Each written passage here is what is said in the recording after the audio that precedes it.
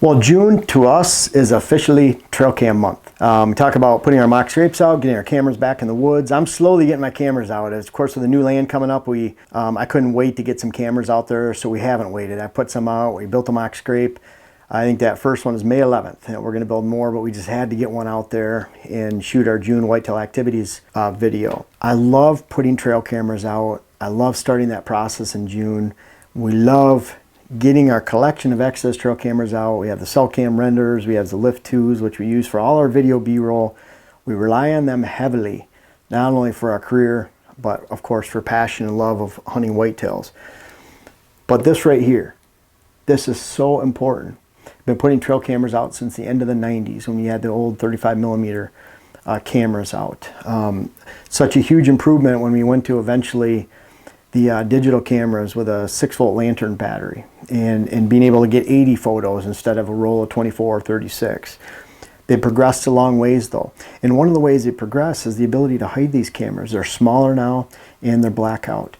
But really, you have to go by, you have to hide them, because if a mature buck is watching these, they're coming in, you get that mature buck coming through your land at the end of October, and then he looks at the camera and it's the only picture you get, it's because he saw the camera.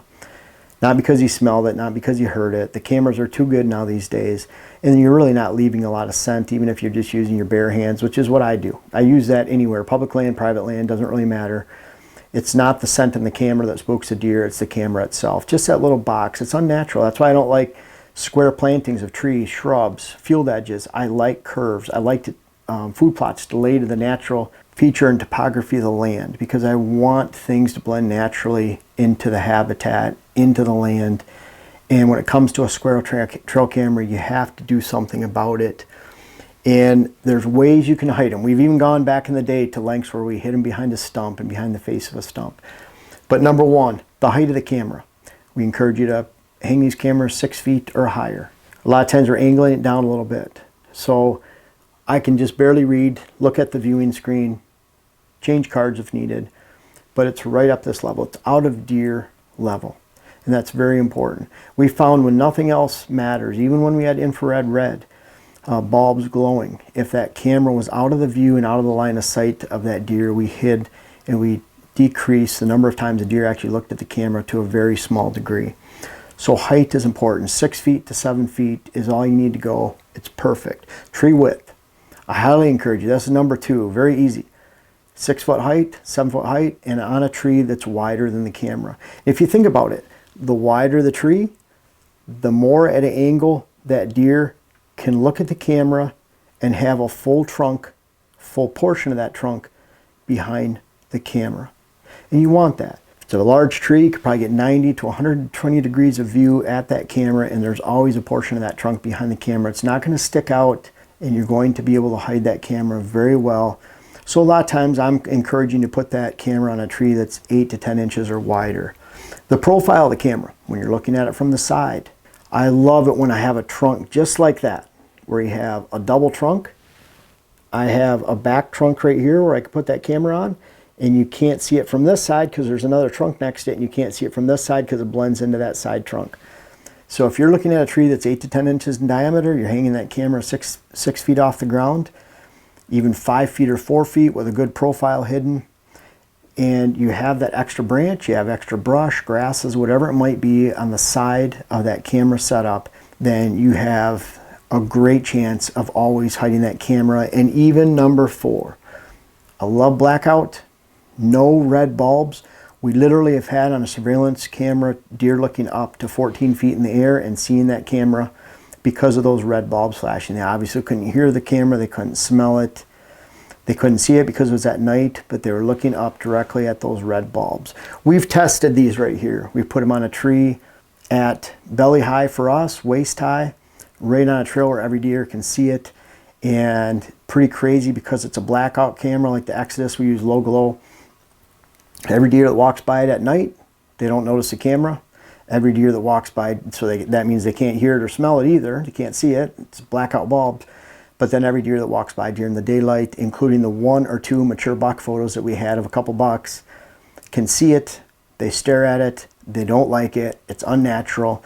It's square. And folks, it's so easy to just take these steps when you put a camera out, make sure that camera is hidden. You'll preserve your spots a lot more. So part of this, you do these 4 things to hide them, and make sure you're hiding the trail cameras. 4 proven ways to hide your trail cameras.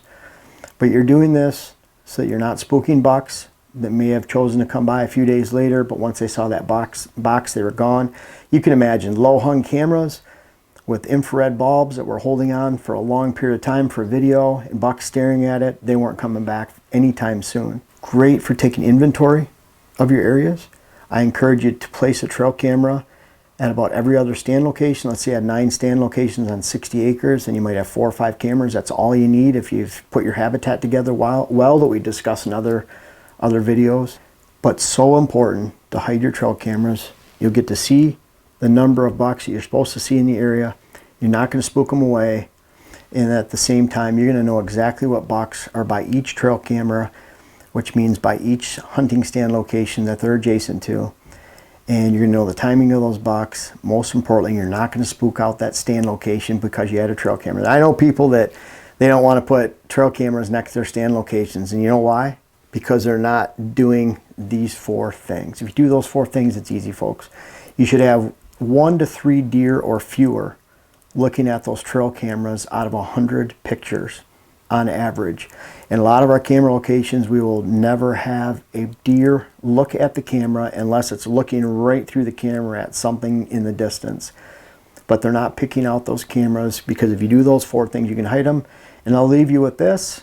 One great thing about all this in hiding your camera is that if you use these tactics right here, a lot less likely that your cameras are going to get stolen from those wandering eyes of trespassers, ginseng thieves like we had last year, trespassing hunter like we had last year, mushroom hunters that we had walk by the camera. We had our trespassing hunter walk right by the camera last year, and he didn't take it. So that was at least a good thing. We didn't notice him looking at it either. But you'll find this isn't good just for deer. It's great for hiding it from other people, from hunters, from people that might be stealing your trail cameras. We've had good luck throughout the years with no one stealing our trail cameras, or very few, over a long period of time. And it's because we strictly adhere to these practices right here.